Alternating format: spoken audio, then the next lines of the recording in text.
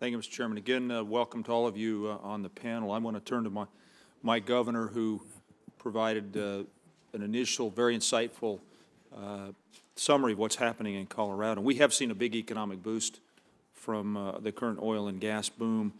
As the governor mentioned, it's also brought some challenges in our neighborhoods and communities. We've seen additional drilling and concern from our citizenry, and I think the governor and I both believe that that there's a great economic opportunity here, but our number one priority is to protect the health and well-being of our citizens. And we hear a lot about fracking and drilling, and there's some efforts underway that have been challenging in Colorado when it comes to those communities' rights versus the state's rights versus the industry's rights. Governor, would you speak, because you're, I know, going to field and have already some questions on how we balance all this, but speak in particular the fugitive emissions questions that have been raised. There was a study that the EPA released last week that concluded that oil and gas operations are the second largest emitter of methane in the country. You've spoken about the need to eliminate fugitive methane emissions so we can get that full environmental benefit. Would you share with the committee what your vision is for how we do that and what the industry has been saying to you in Colorado? Sure, and thank you, Senator, for your balanced approach on all this. I'm sure you senators all know this, but there's no one who's climbed more mountains, I mean real mountains, in terms of their life, and at the same time recognizes and tries to balance the needs of our communities for jobs and commerce so that we can protect our natural environment at the highest level, but still focus on the realities of day-to-day life.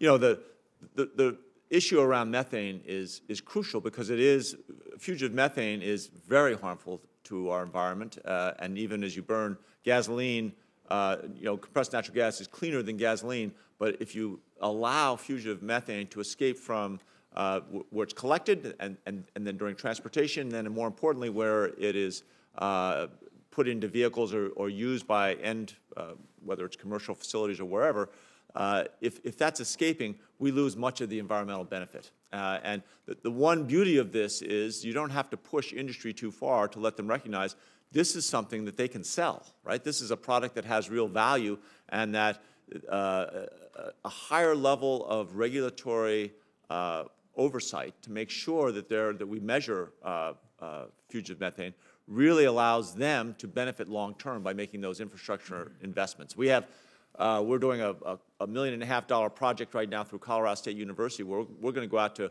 couple of our largest fields, but eventually within 2 years we will have measured the air quality at different times of the day, at different seasons in most of our major oil producing parts of the state, so that we can actually demonstrate what are the real, not just the estimates, but what are the real consequences of this and how much methane is escaping, and get ourselves back down to a zero tolerance. And most of the responsible oil and gas producers recognize the imperative of this, and they willingly accept that regulatory environment. Thank you, Governor. If I might, I'd like to ask Ms. Beinecke for her thoughts on fugitive emissions. I know, Francis, you've really taken a close look at this. Well, we have, Senator, thank you for asking. Our concern is, I mean, we have concerns about all the air emissions coming from natural gas. Methane is a particular concern because of its potency as a climate-forcing emission. So we think that the measurement that's going on now, trying to find out where the methane is leaking from, putting forth the technologies to stop it as quickly as possible is absolutely imperative to protecting the climate.